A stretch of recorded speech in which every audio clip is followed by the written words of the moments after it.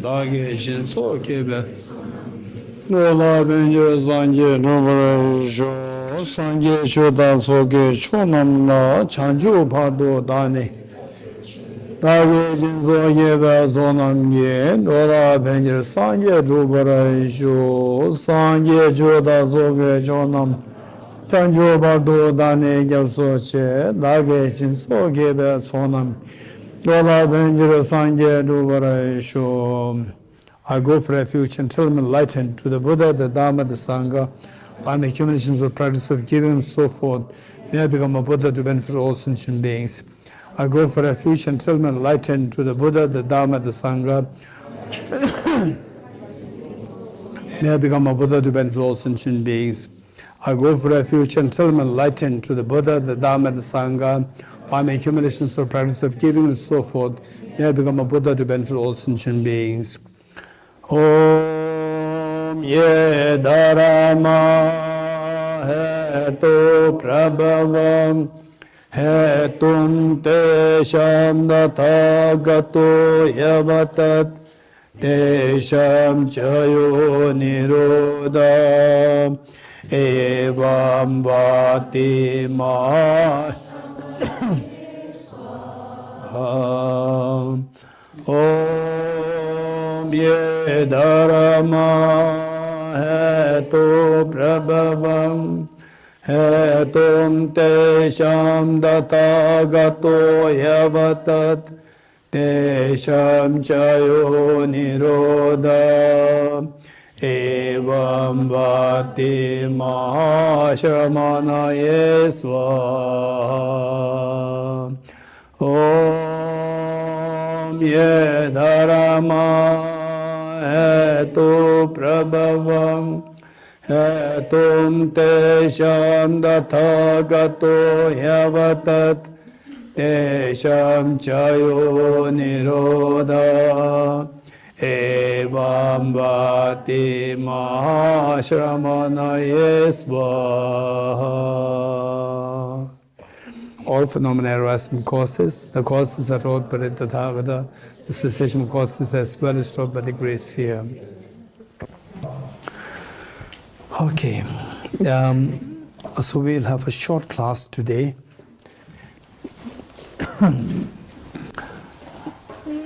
So this morning what we're talking about is the subjectivity and three layers of subjectivity. And of course the subjectivity has many layers. It's not just three. But these three are the major things which are more studied, practiced to curtail our emotions. In this connection, we're talking about the ultimate analysis and conventional analysis. And I'm very happy to see that the PLE Banerjee, Tenzin Shundin she came up with this drawing of Aravlutishvara, all with dots, not sketch, but dots. So if you look very closely, you see just the dots. And Aravlutishvara paint, the sketch disappears. From distance, you see Aravlutishvara. That is ultimate analysis. When you come too close, it's just the dots. Aravlutishvara paint is not, the drawing is not there. Is the ultimate analysis. You're getting it? This is beautiful. And Tenzin Shundala, when did you take part in the retreat, the first retreat? Which year was that? That was in 2016. 2016. The PLE Tenzin Shundala came to Root Institute. We had the meeting, that the teachings there, Bodhicitta retreat. And then she learned about emptiness, ultimate conventional analysis. So that inspired her with this paint, this sketch, this drawing. So, yeah, it would be wonderful if you can get a copy, ask for a copy from her. And then you can use this, ultimate analysis, conventional analysis. That's wonderful, it's amazing. Okay. So this is so important. Now we look at the same object, through two analysis, we see two different things. So one is seen by the ultimate analysis. Valid ultimate analysis is known as What happened? The lunch must be very heavy.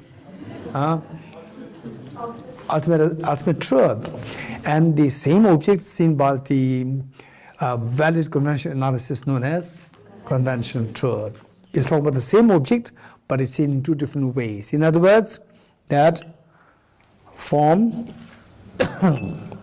okay, the form is empty, and emptiness is form. And are there two different objects there? No, there is no two different objects there. It's the same object, but manifesting two different forms, which means that from the object there's nothing there. It's just how you see that. That's it. So likewise, okay, likewise, each one of us, look at somebody next to you.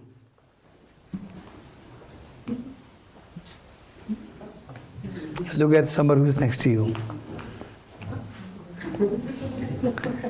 Okay, many of you are smiling, right? I didn't tell you to smile. I just asked you to look at the other person. Okay, look at the other person. Still you're smiling. Okay, thank you. Okay, look. Now, close your eyes. Think of the same person who made you smile. Think of the same person who made you smile.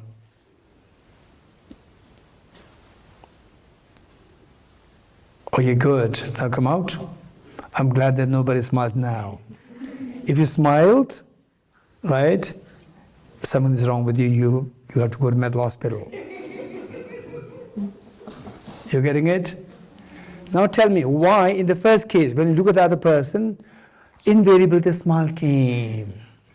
While in the second case, you are thinking of the same person, no smile came. Why? Raise hands. Raise hands. Raise hands. Because in the first case, the person seems to be objectively real. And when I close my eyes and think of the same person, I know that, it's my mind. It's in my mind. It's subjective. Roshni. How many agree with the Roshni? Raise hands. When I see the person, I see the person so objective, real. So if I don't smile, the person will be unhappy. Whereas when I think, I know that it's coming from my mind. I don't have to smile. I don't have to make the other person happy. Right? I don't have to smile. It's coming from my mind. I know that. It's subjective. So when you know that it's subjective, there's a calmness there. When you see it as objective real, then you are tossed into emotions. You're getting it? Okay. And of course, there are very complicated questions at the end. What about your compassion? Room for compassion. You're getting it? Saying, why should I feel compassion towards the other people, the animals, other sentient beings? Why? They're all projections of my mind. If I know they're all coming from my subject, then I will not have an emotion of compassion towards them. All these questions are there. If you get time, I'll be happy to address these. But in your group discussions, you can discuss, but don't spend too much time on this, because unless somebody can address this answer well, it can make you throw you more deeper into confusion. You're getting it? So the best thing is, don't discuss too much on this part. You can discuss. And if we get time, I'll be very happy to address this in the class. Okay, who's going to remind me? Who's going to remind me? Nobody wants to remind. No one. Raise hands. 1, 2. I need another one. That's it. No. Nobody wants to ask this question again. Remind me. To remind you of something else. Okay. Yes. Anyone else? Anyone else? Yes. 3. Good. So this is so important, because the ultimate analysis, conventional analysis. You're getting it? And with this in mind, see, with ultimate analysis, the object that you analyze, you end up seeing, okay, by the way, this is very important. We talk about subjectivity as opposed to objectivity, and then what? Conventional as opposed to ultimate, and then dependent as opposed to independent, deceptive as opposed to truly, relative, relatively as opposed to absolute. Okay, so these facts, these are so precious. And in the monastic universities, yes, the monks, nuns, they learn these, but they don't learn like this, package, for you to learn very easy, no? In fact, how I came to all these things, all many years, what I learned, I put them together, mentally put them together, this is how I put them together. You don't find one book which says that this. Packages, you will not find it. You getting it? Okay. So, these are so precious. Learn this, and this will learn and remember these points well, and then try to relate this to your real life. Will be very helpful. Good. Okay. The next part that I'd like to also share with you is the conventional as opposed to ultimate. You're getting it? Subjective. What do you understand by subjective? Something coming from your subject, from your mind. You're getting it? Something coming from the mind. Now conventional, subjective, these are all synonymous. Conventional, what are the synonyms? Conventional, subjective, deceptive, relative, dependent. They're all synonymous. They're all synonyms. You're getting it? So now we are doing with the conventional. And once you know that, then later on it's your job to see how these 5 are synonyms. You're getting it? Not just like, oh, they are synonyms. Instead of that, experientially, do you feel that these are synonymous? Of course, it'll take time. It's not that, okay, these are synonyms, I'll think about it, and then one day, in maybe 1 week. No, it'll take years and years to feel that they are really synonymous. Okay, convention. The first time I was struck with this concept of convention was when I was age 15 or 16. I was in school in physics class, and my teacher said that electricity, you were learning about electricity. Electricity, there are 2 poles, positive and negative. And I was so curious. Yes, I see that with all electric wires, there are 2 wires always going there. Sometimes 3, otherwise 2 is always there. Today I'm going to learn which is one is positive, one is negative, which is positive, one is negative. I'm so curious. I'm waiting for the teacher to say which is and how to distinguish this. I was so curious. He said that one is positive, one is negative. It's purely conventional. There's nothing to say that this is positive, this is negative. No, it's purely convention. It just shattered something from deep inside me, because that this young boy, he was from past many lifetimes, all of us, past many lifetimes, we are so ingrained with the belief that things exist objectively. You're getting objective means nothing to do with your mind. It's all from the object. Okay, this flower, this is not flower. This is the painting, this is the drawing, this is not drawing. So like this, it's from the object, it's very, clarity is there, or something, the solidification is there in a mind. For the first time, it shattered my mind. It's something, I felt so uneasy inside, disturbed. And later on, when I joined the Institute of Buddhist Dialectics, then it's talking about there's nothing really from the object, it's all coming from the subject. Then I realized, wow, this is amazing. Okay, let's say, how many drive cars recents? Okay, they say, which lane is correct? Where should drive? Right lane or left lane? I'm asking you. I'm not asking the world. Depending upon the... I'm asking you. Where are you? Tell me. Right or left? On the left. On the left. If you run to the, if you drive to the right, what's the problem? Penalty. Penalty, right? Penalty meaning you're on the wrong lane. Who decides? The road says, hey, you are on the wrong lane, you will be put to penalty. Road says, road will not say this. Road is the object. Object will not tell you that you are on the wrong lane. You're getting it? Then who tells you that you're on the wrong lane? How do you know it's wrong lane? Why it is on the wrong lane if you drive on the right? Why? In India. Convention. It's pure convention. Okay, particularly the young ones. It's pure convention. What do you mean by convention? Huh? Man-made. Man-made. What do you mean by man-made? The car? Huh? Rules. Rules. Rules made by the man. How do you know that these are made by the men? Made by the people. How do you know that?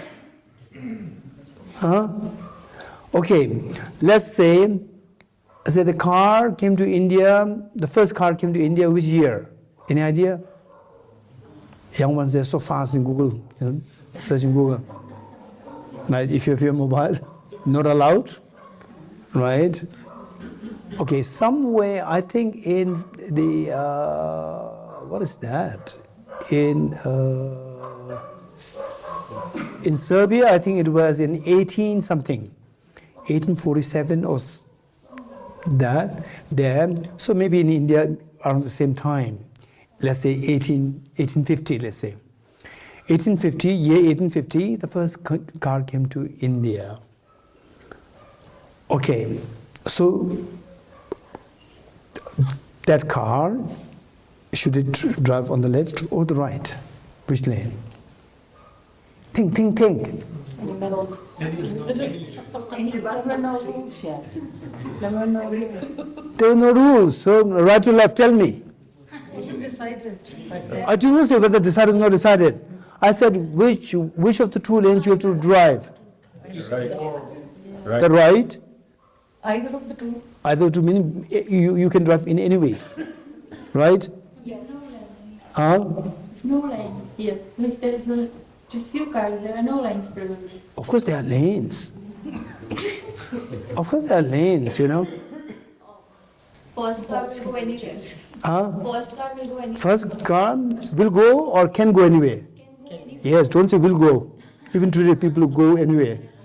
Right? Can go anywhere. You're getting it? Which means that if you said, no, drive to the left, are you crazy? Right? So, there's no rules, regulations. And then what happened? How these lane regulations came into being, rules, regulations came. How did it come? More cars come. More cars come. Then some ambulance car come. And then it can go further. All the cars get stuck, jammed there. You're getting it?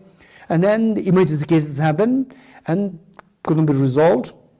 Then the issue was brought to the government. Right? And the government said, we have to do something. So I cannot decide, I cannot think of anything. We will call the experts. We'll call the think tank people, the experts. Then brought the experts, and what should we do? We have to do something. Then there's the only thing that we can do is that we have to create a rule. You're getting it? So, but which rule? Right or left? Right? No, go for something. Right? To say always right on the left, always on the right. Say something and let's fix on this. Let's fix on this. So this is just what? Purely convention. You're getting it? Okay, what is this? Wow, that's amazing. Peace. You're getting it? Peace. Or victory. Peace. You're getting it? Peace. Some people say, what is this? This finger, 2 fingers, right? This is 2, or this finger. That's also right. Yeah. So, when I say, what is this? Peace. Okay, let's say, now, 3 pieces. More peace. And more peace. Even more peace. No. So why? This is peace, and why not this is peace? If this is peace, there should be then 2 sets of peace. Why not? Convention again. Again, it's pure convention. You getting it? Particularly the young, those who are beginners, you have to take these very seriously. You're getting it? This is how convention makes the whole world. There's nothing more to the convention. You're getting it? If you ask the next question, if this is 2 piece, is this piece, then this is With 2 fingers is peace, 4 fingers should be 2 peace. Right? You will say, no. If somebody says like this is not peace, it's 4. If you do like this is peace. Why this is peace and why this is not 2 pieces? Right? What's your answer? Hey, the younger ones, what's your answer? This is peace, and now with 4 fingers it should be 2 pieces. 1 piece, 2 pieces. Why not? Younger ones, look, think. And if you feel something uncomfortable inside, uncomfortable meaning uneasy inside, yes, that's very true. It makes sense. I cannot give the answer. How many feel that sense?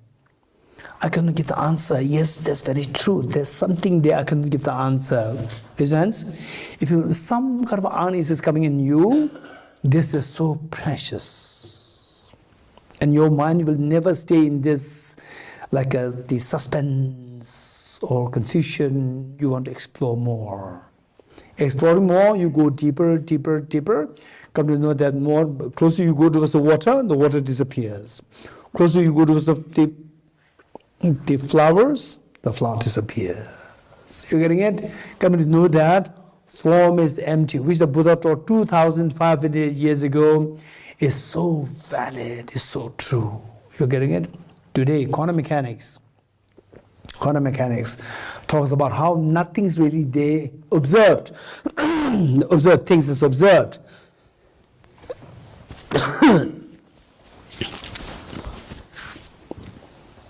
Things as observed, an observer.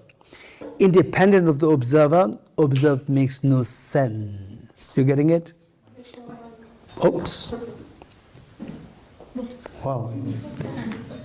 Thank you, Angela. And Tapala, thank you. Okay. Independent of the observer, observed makes no sense. Observed means the object. Observer means the subject. You're getting it? This quantum mechanics. So, and once a brilliant Indian quantum physicist, Professor Ramanujan again, I think, Professor Ramanujan, I think so. Huh? Raja Ramanan, yes. Professor Raja Ramanan. Once he was attending His Holiness the public address, and His Holiness briefly, talked on the emptiness concept. And after the teaching, Professor Raja Ramanan approached His Holiness and said that, wow, that's amazing. This is quantum mechanics. What he taught is quantum mechanics. So which the scientists, today's scientists, modern scientists, discovered only within the span of 100 years. It was already taught by the Buddha, Arya-Nagarjuna, 2,500 years ago. That's amazing. So, this is something, if you feel a little bit of uneasiness there, yes, that's true. That's true. So where, say who decided this lane system? And then so when you inquire these, is convention. What is convention? Nothing from the object, it's all coming from your subject. And a little bit of unease is coming in you, unease, not settled, that's coming in you. This is very precious, because quantum mechanics is also described like a similar experience. One of the fathers of quantum physicists, Niels Bohr, what he said is that if you study quantum mechanics and if you're not shocked by it, you have not understood it yet. If you're not shocked, if somebody explains quantum mechanics to you and then you feel like shocking, you don't really, wow, this, I can't believe that.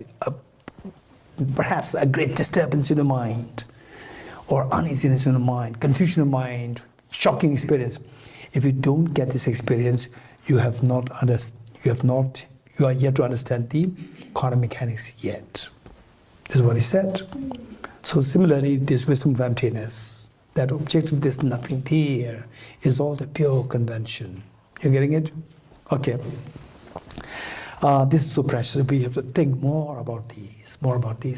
And then when you come to gradual sense that, things are all coming from our mind. The flower, you go deeper, you just see the atoms. There's no flower there.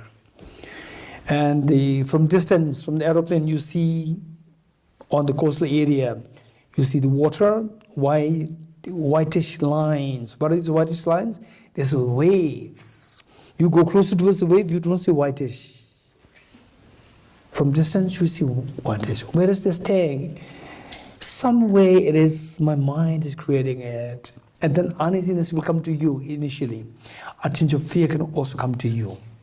When that happens, you are very fortunate. You are going in the proper direction. You are going towards, say, the understanding of the reality. Once you unfold the reality, then the deceptive mind, self-grasping ignorance will be undermined, will become less and less strong. And then once that becomes weaker, then all the offshoots will automatically calm down. Meaning that your agitation, your anger, and so forth will calm down. And on the contrary, about compassion, compassion increases rather than compassion decreasing because we understand the emptiness. Okay. Now, to go to what exactly is emptiness. For this, we have to study, since we don't have much time, tomorrow and day after tomorrow, two more days. Okay. So we have to now jump to the point. What exactly is emptiness? How can I get there? For this, that's what is known as the reasoning. The reasoning of 4 essentials to establish emptiness. The reasoning of 4 essentials to establish emptiness.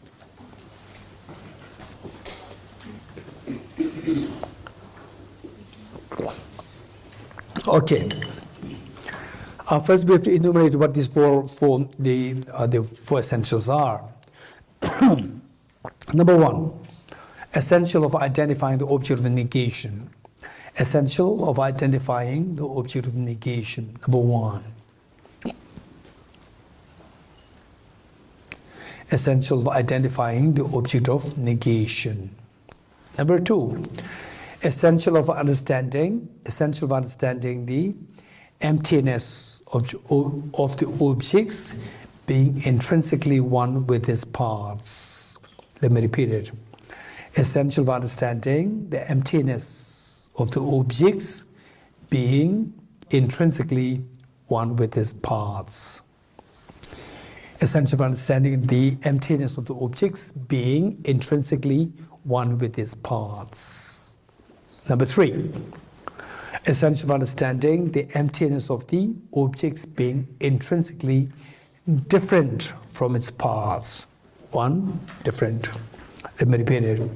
Essential of understanding the emptiness of the objects being intrinsically different from its parts. Finally, essential of understanding the pervasion. Essential of understanding the pervasion that anything which is empty of being intrinsically one with its parts and intrinsically different from its parts entails the emptiness of objective existence of the object. Okay, let me repeat it. Essential understanding the pervasion that anything which is empty of intrinsically being one with its parts, anything which is empty of being intrinsically one with its parts and intrinsically different from its parts. Let me repeat it. Essential understanding the pervasion that anything which is empty of being intrinsically one with its parts and intrinsically different from its parts entails, E-N-T-A-I-L-S, entails the emptiness of objective existence of the object. Let me repeat it. Acoustic is very bad. So Okay, let me repeat it. Can you hear me better now? Better? that's much. That's been done. Okay, let me repeat it. Essential of understanding the pervasion, P-E-R-V-A-S-I-O-N, the position that anything which is empty of being one with the parts and different from its parts. Okay, sorry. The position that anything which is empty or being intrinsically one with its parts and intrinsically different from its parts entails the emptiness of objective existence of the object. All got? You all got? Shall I repeat? No repeat? No repetition required? No. Okay, let me repeat. What is the first? Essential for identifying the object of negation.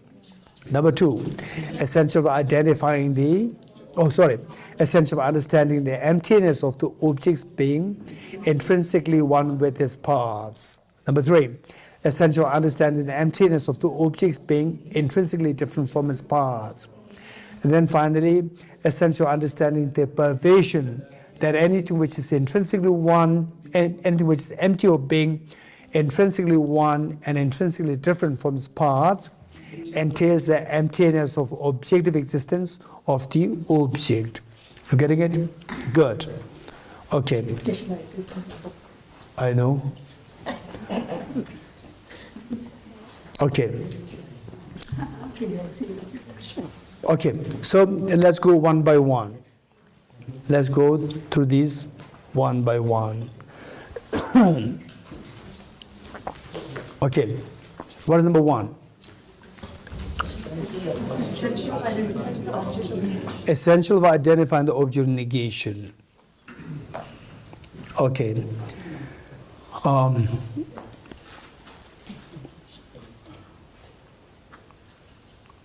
Okay. Essential for identifying the object of negation. First, what do you mean by object of negation is the question. You're getting it? What do you mean by object of negation? To negate means to reject, refute, reject. Let's say that I don't have coffee. When you say I don't take coffee, what is rejected? Coffee is rejected. Oh, I don't have a mobile. I don't have a mobile in my pocket. I don't have a mobile in my pocket. What is negated? Mobile in my pocket is negated, right? Mobile in my pocket is negated. So, what is the object of negation? Mobile in my pocket is the object of negation. That is to be negated. You say, I don't have. Okay. This flower is not a chocolate. What is negated? Object of negation. This flower being a chocolate is the object of negation. You're getting it? Okay. This flower is not permanent. What is negated? What is object of negation? This flower being permanent is object of negation. This flower is not objectively real. What is object of negation? The flower being objectively. The flower being objectively existent is the object of negation. You getting it? So when you say emptiness, emptiness means not. Emptiness of objective existence, meaning it is not objectively existent. Not. So when you say not, you are rejecting something. You are negating something. So what is negated is known as object of negation. So let's say this flower is empty of objective existence. What's object of negation? Hey. This flower is empty of objective existence. What is the object of negation? The flower being objectively existent is the object of negation. Okay, let's all say this again. What is the object of negation of this? The flower is empty of objective existence. What's the object of negation? The flower being objectively existent is the object of negation. Very good. Now, don't forget what you said. What's the object of negation of? The flower is empty of objective existence. When I said it, this equals to saying emptiness of the flower. You're getting it? Flower is empty of objective existence. In short, we can say emptiness of flower. Emptiness of flower, what's the object of negation? Emptiness of flower, what's the object of negation? Raise hands. Raise hands. Somebody would like to say this, raise hands. What's the object negation of the emptiness of flower? Anyone? Raise hands. Yes, over there. Flower is existent as objective existence of flower. Objective existence of flower is object negation of the emptiness of the flower. Very good. Okay, what's the object negation of what is the object negation of emptiness of yourself, emptiness of the person, or emptiness of Tenzin? What's the object negation of emptiness of Tenzin? Here? The Tenzin as a person is the object of. Emptiness of Tenzin. What's the object negation of the Ningje? Ningjala? Objectively real. Okay, did you hear what Ningjala said? What did he say? Tenzin being objectively real or objective existent, this is object negation of the emptiness of Tenzin. You getting it? Okay, the Ornella. What's the object negation of emptiness of Ornella?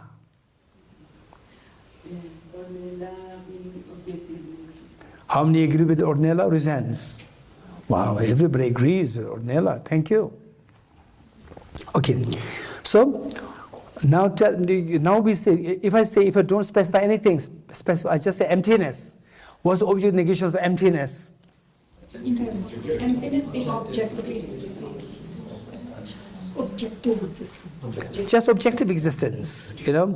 Emptiness means emptiness of objective existence. So objective existence negated. You getting? So what is the object negation? Emptiness of emptiness. Then you can say objective existence of the emptiness. You getting it? Otherwise, just emptiness. What is the object negation of emptiness? Hey, what's the object negation of emptiness? Objective existence. You getting it? Objective existence. As simple as that. My next question. What do you mean by objective existence? This is the second question. You getting it? The first question is, what was the first question? What's the object negation of emptiness? What's your answer? Objective existence. Second question. What's the second question? What is objective existence? What does it mean by objective existence? Quick, anyone? Raise hands. Just raise hands. Who have some idea about objective existence? As to what it means. You have some idea? Raise hands. All those who have some idea of what objective existence is, raise hands. All those who have some idea. Raise hands. Raise hands. Raise hands. All those who have some idea about what objective existence. And I will not ask you to say, don't worry. Raise hands. Raise hands. Some idea about. Okay, good. Okay. Now, is there anybody who likes to share with us what do you understand by objective existence? Raise hands. Raise hands. Raise hands. Yes, from Petula. Something existing only from the side of the object. Something existing from the side of the object. Here is Anything which can be perceived by any subject, objective existence. so, which means the flower exists flower exists objectively. Flower exists subjectively. No, flower exists objectively. Does it exist objectively? After listening to Ramayan's story, right? Who is Ram? Don't ask this, right? Okay, a flower, does it exist objectively or not? Nothing exists objectively. We are getting it, but the flower is perceived by the subject. So what is perceived by the subject should not be seen as objective. If it is so, then the flower being perceived by the subject should also be objectively real. Anyone else? Yes. It exists from its own side. Something exists from its own. Okay, listen, this is very important. I have my own point of view. I can give my answer, but there are many people giving answers. If there are 10 giving answers, you get 10 different answers. You getting it? There are 10 different ways of presenting it. You become so rich in your presentation. The thing exists from its own side. An object which exists from its own side, like the flower exists from its own side, not from this subject. Anyone else? It is not mentally imputed. Something that exists but not mentally imputed, which means that from there, not from the mind. Very good. Anyone else? Something objective existence means something which exists within substance, like Like Vishal told about cup in my hand, it objectively exists, but that's what I mean. Like, Okay, so they say something existing from the substance. Okay, which means the substance rejected, then you realize emptiness. No substance, empty of substance, empty. This is what it's saying. So what about let's say the space, non-composite space? You see it is no substance. Absence of clock on my hand, in my hand, there is no substance. Do you see the absence of the absence of the clock? If you see, you will not come to my class. What is meant by objective existence? I see if it is objective existence, there is other side of it. There is also something else. Meaning? It is from the object. It is from the object side. Means there is nothing from the object side, and there must be there must be something from something else. No, the point is we're not talking about, once objective existence is rejected, then what is left? Subjectivity is left.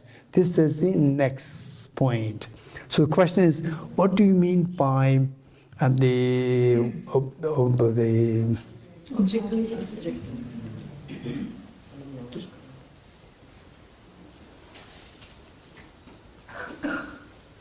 The sun came up. Casting light.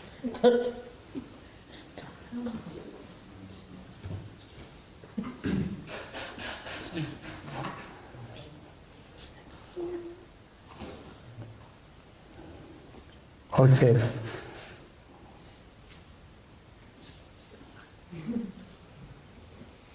I don't have Ruru in my pocket.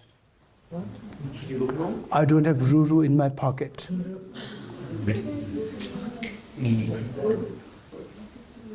Do you agree or not agree? I agree. Okay, listen well. I don't have Ruru in my pocket. Do you agree or not agree? what's Lulu? No, I didn't ask you to ask me a question.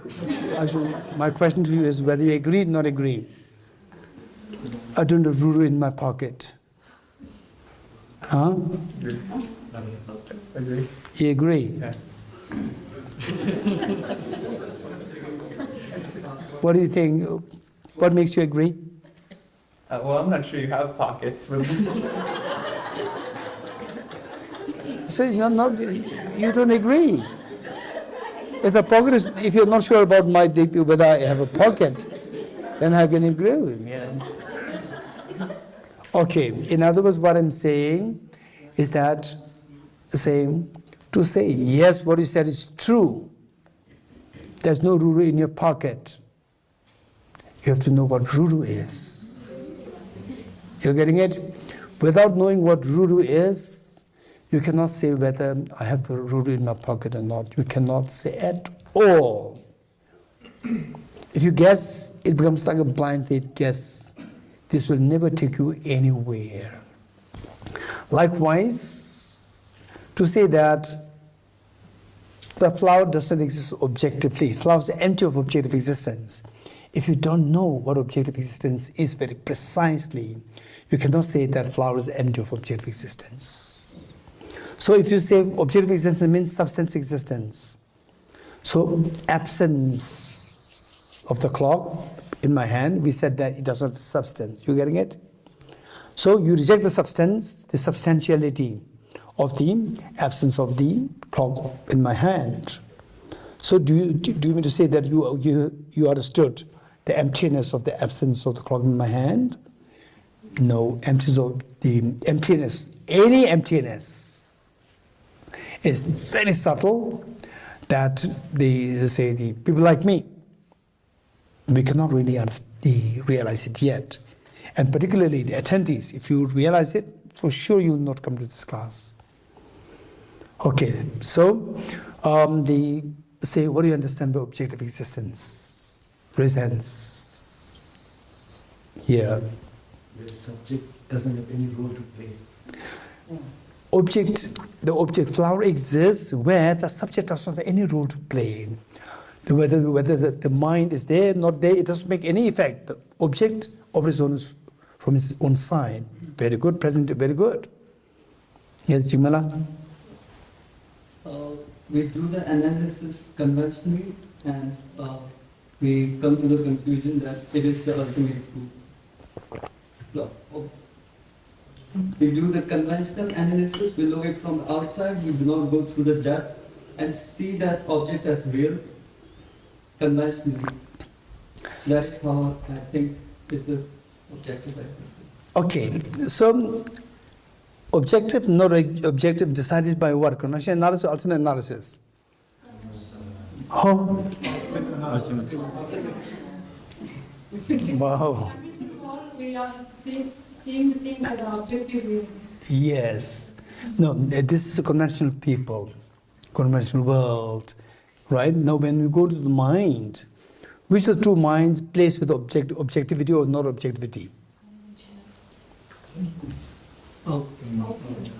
Which of the mind talks about the conventional truth, like the flower, not flower, and so forth? Which of the mind? Which is true analysis?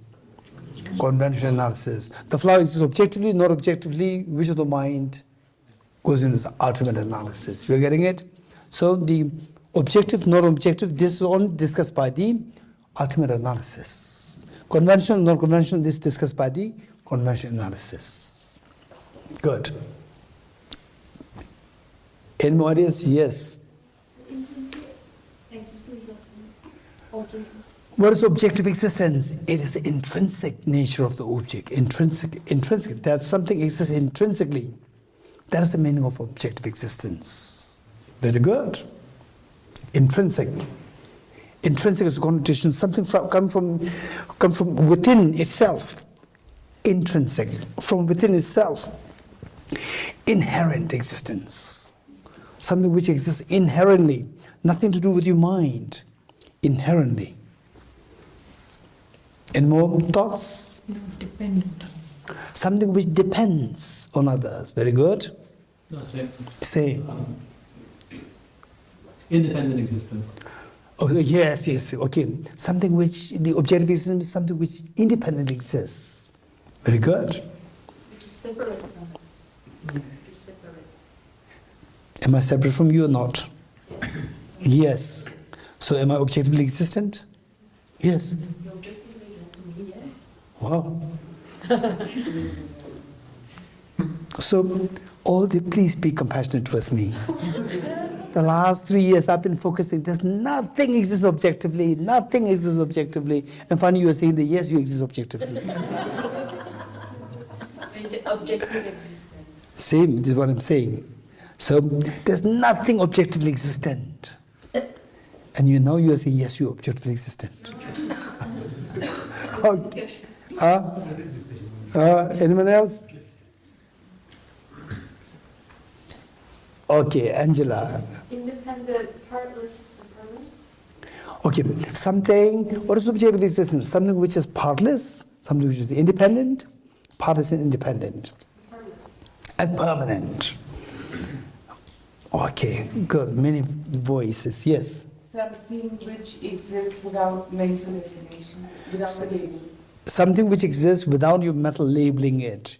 Your mind has no role to play. Labeling, designation, no role to play, and still it exists. Very good.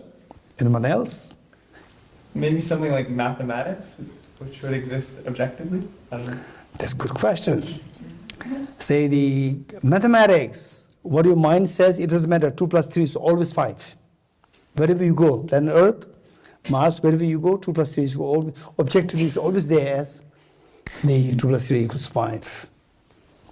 So this is objective existence. Okay, don't forget it. Your name? Right. What Ryan said is very interesting topic. You're getting it? What we reject is there's nothing existing objectively. Now Ryan has found something which is objectively existent. Mathematics, the efficacy of the mathematics. 2 plus 3 equals 5. It'll never be 2 equals 5-ish. is always 5. 2 plus 3 equals 5, objectively. Whether your mind says 6, 10, it doesn't matter. It is 5. It's never 5-ish. Objective. You're getting it? This is a very serious question. You're getting it? Okay. 2 plus 3 equals 5. 3, is this 5?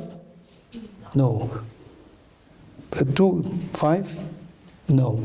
So where is this? This 5 came from where? By dependence on 2 and plus, not just 2 and 3. 2 and 3 can be 2 minus 3, can be minus 1. Right? It should be plus. So dependence on 2 plus 3, then the 5 originated. Dependent origination. There's no independent origination. Dependent. What is dependent is not objective. Good. Any more thoughts? Any more thoughts? New hands coming up here. Jordan Nilsa. So can we say an object that can withstand its existence after being subjected to ultimate analysis? Very professional answer. An object, say, my ultimate analysis, say, okay, but group A, group B, group A is the conventional analysis, group B is ultimate conventional analysis, group B is ultimate analysis. Say, this flower is subjected to group B's analysis, ultimate analysis. Subjecting the flower to ultimate analysis, what will the group B see? What will the group B see? Will see the flower or not? No, which means the flower cannot withstand. Flower disappears in the eyes of the ultimate analysis. What is objective existence? It is something which can withstand in the eyes of the ultimate analysis.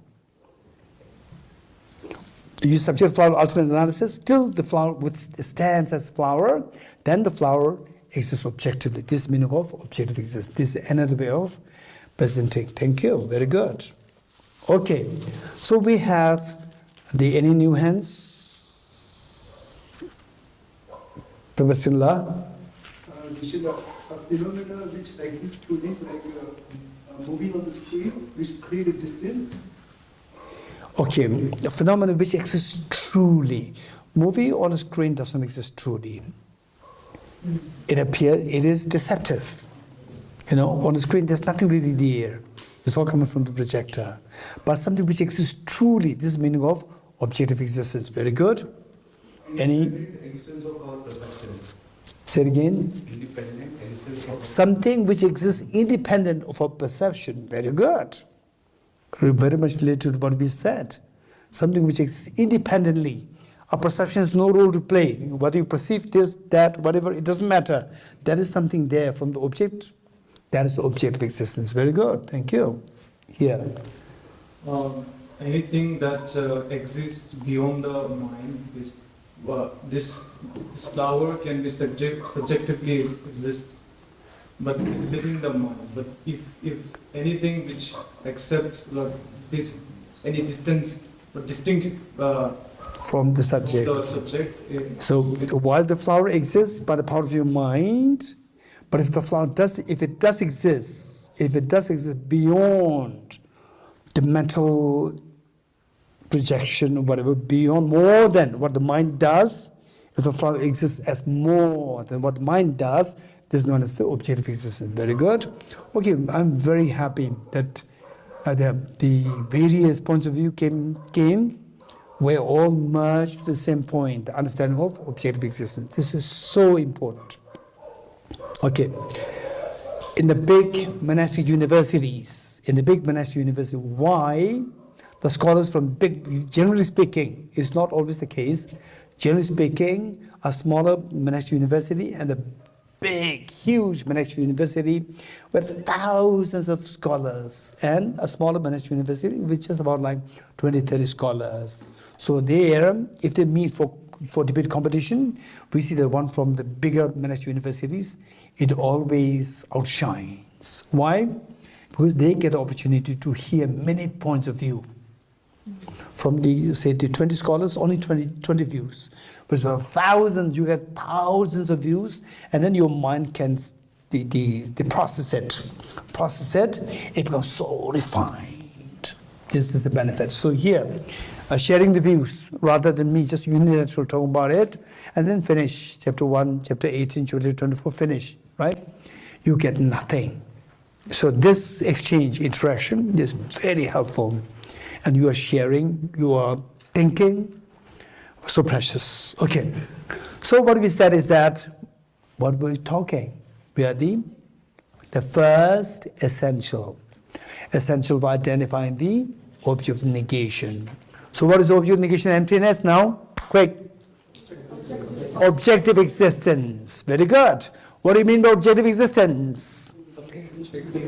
Something which exists intrinsically, something which exists independent of your mind. You're getting it? Okay, in this connection, few thoughts came like the substantial existence, right? Objective existence means substantial existence. Or objective existence means something which exists independent, permanent, and partless. Okay, so these things I have to address this. This is very important. Before we go further, substance, I mentioned it already. So when you say the object of negation should be such, when you identify object of negation, it should be such that you reject object of negation, you have to realize emptiness. Simultaneously, you have to realize emptiness. This should be the criteria for something to be the object of negation. Let me repeat it. Object of negation should be that concept, rejection of which simultaneously gives you the understanding of emptiness. Object of negation should be that concept, the rejection of which simultaneously gives rise to your realization of emptiness. Simultaneously, realization of emptiness should happen the moment you reject it. If this doesn't happen, then there is not the object of negation. Okay.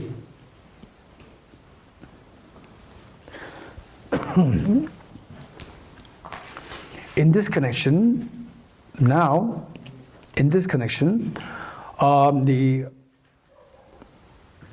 saying the substance. Substance as the meaning of objective existence. When you reject this substance, do you realize emptiness or not? You do not realize emptiness simultaneously. So therefore, substance is not the meaning of objective existence. It is not the object of negation. Then the other one is what? Permanent, partless, and independent. So for this, we need to understand dependent origination on 3 levels. Dependent origination on 3 levels. 3 levels of dependent origination. Number 1, dependent origination of the results, dependence on the causes. Dependent origination of the results, dependence on the causes. Number 2, dependent origination of the wholes, dependence on parts. The whole and the parts. Dependent origination of the wholes, dependence on the parts. Number 2. Number 3, dependent origination of dependence on mere mental designation. Dependent origination, dependence on the results, dependence on the causes. Number 1. Dependent origination of the wholes, dependence on the parts. Number 2. Number 3, dependent origination, dependence on mere mental designation. Mental projection, mental designation, mental imputation, they all mean the same. Done? Good. Now what is the first one? So these 3 levels of dependent origination, the first one is the grossest. If you understand the first level, it does not entail you to understand emptiness. It does not entail you to understand emptiness of the... In fact, the first one is understood by all the Buddhist schools. Emptiness that we are talking about is understood only by the Prasangika. You're getting it? That we are talking about. We are talking about emptiness in relation to the Prasangika philosophy. So the first level of dependent origination is understood by all the Buddhist schools, which means it's very gross. If you understand it, it does not entail you to understand emptiness, number one. Number two, likewise, it is the second grossest. When are you entitled to have understood emptiness? Is only when you understand the third level of dependent origination. Third level. So the first one is what? Results depends on the causes. Results depends on the causes. Results dependent on causes means impermanence. You change. Change. What is the opposite of change? What is the opposite of impermanence? Permanent. So even if you reject, by understanding the first level of dependent origination, you reject permanence. When you reject permanence, still you are yet to understand emptiness, because it's just the first level of dependent origination, not the third level. You're getting it? So therefore, say the permanent, partless, and independent combined together does not entail the meaning of objective existence. It's very gross. It's very gross. That objective existence, understanding of that should be such that when you reject it, instantly, simultaneously, you should get emptiness. Okay, I know that we have to stop now. Yeah, thank you. We'll stop here. Deyata Om Gate Gate Paragate